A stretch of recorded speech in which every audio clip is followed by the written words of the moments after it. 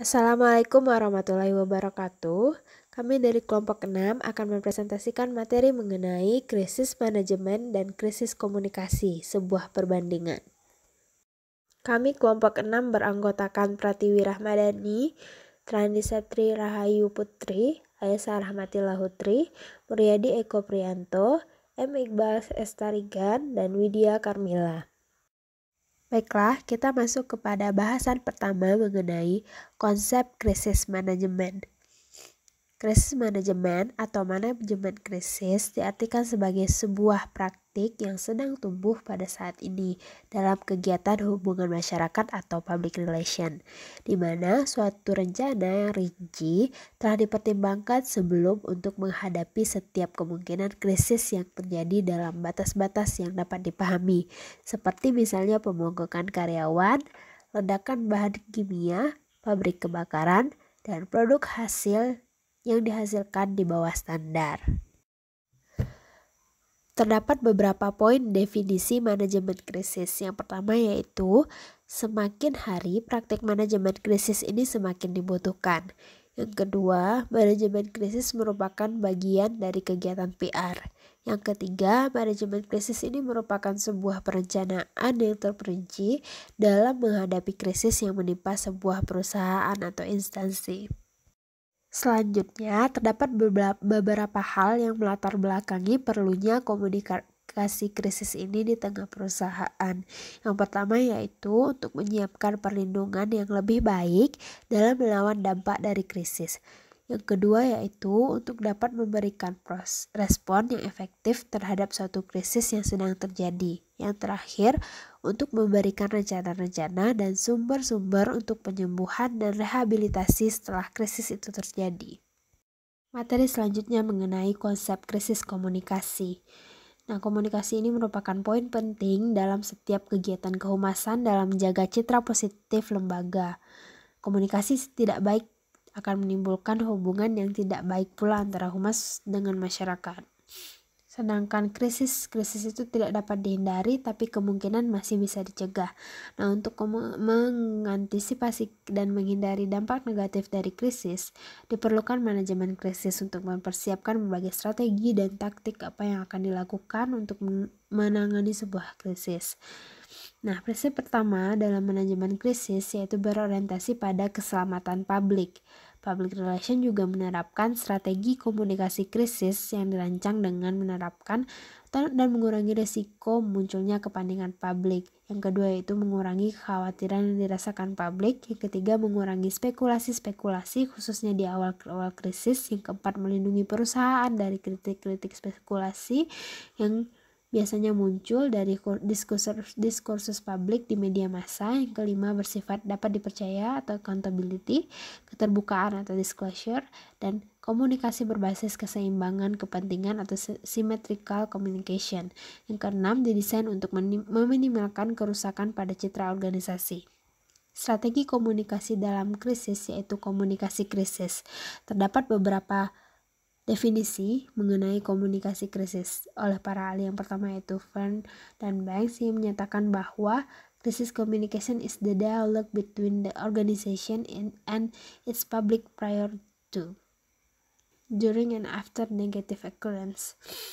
Yang artinya adalah dialog yang terjadi antara perusahaan dan publik dalam waktu sebelum dan setelah krisis. Kemudian juga Cobbs and Sherry dalam tulisannya 2010 menyatakan bahwa crisis communication can be defined broadly as the collection, processing, and dissemination of information required to address a crisis situation.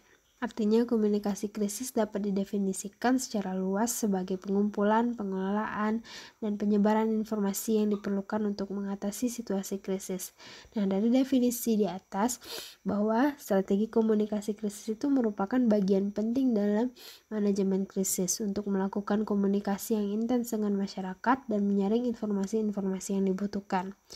Informasi kadang juga tidak jelas dari mana sumbernya. Nah, kebenaran masih dipertanyakan juga memunculkan rumor yang justru membingungkan bagi masyarakat. Maka dari itu, humas itu berperan selalu proaktif menanggapi menanggapi dan memberikan informasi secara cepat dan tepat untuk meminimalisir rumor tersebut. Selanjutnya, perbandingan dan pertautan konsep.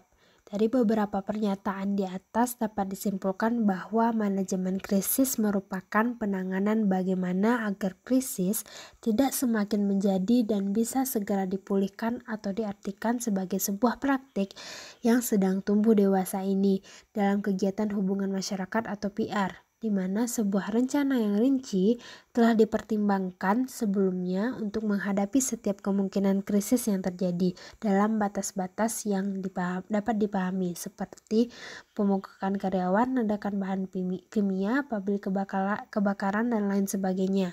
Sedangkan komunikasi krisis merupakan bagaimana informasi tersebut berbagai informasi dikumpulkan, diproses, dan didiseminasi agar khalayak ataupun stakeholders memahami mitigasi dan dampak krisis terhadap mereka.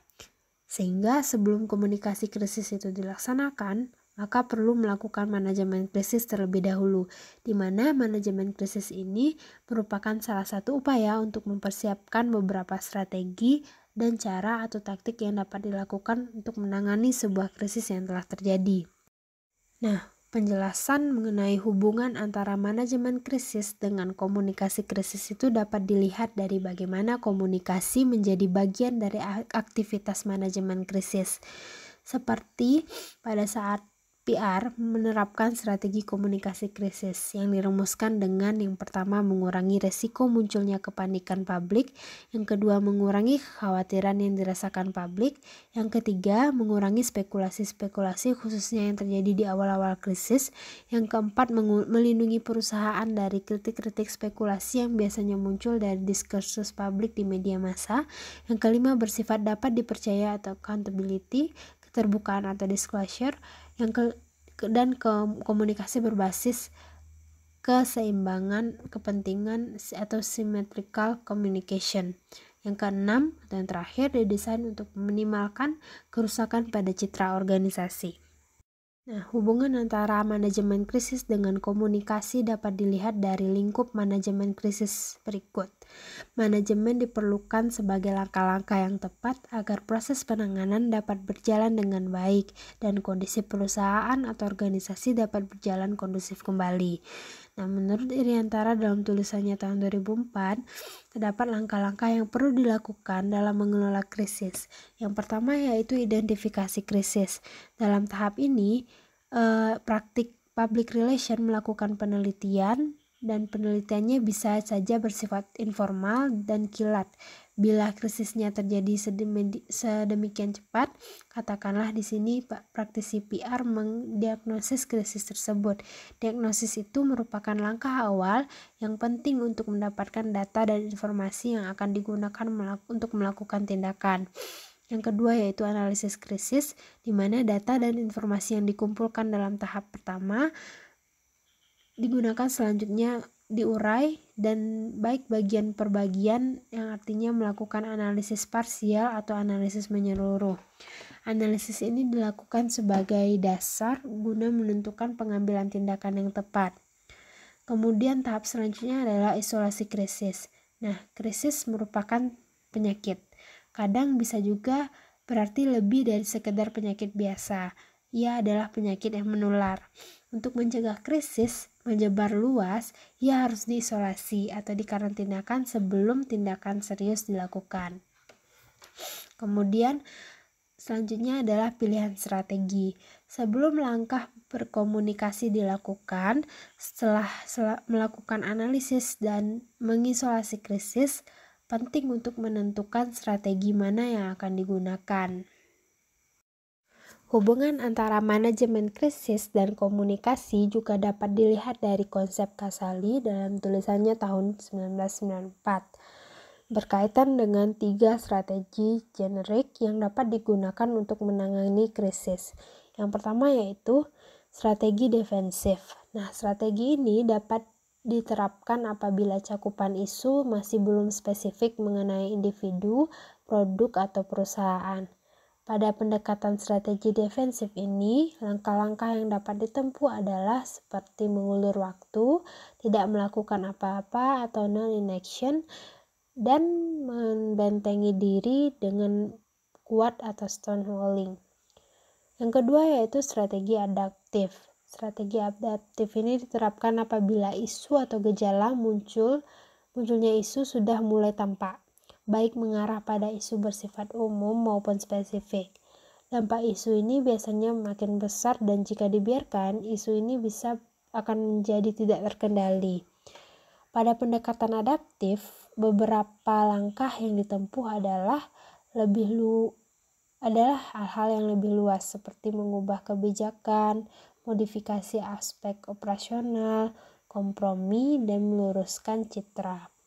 Kemudian yang terakhir adalah strategi dinamis.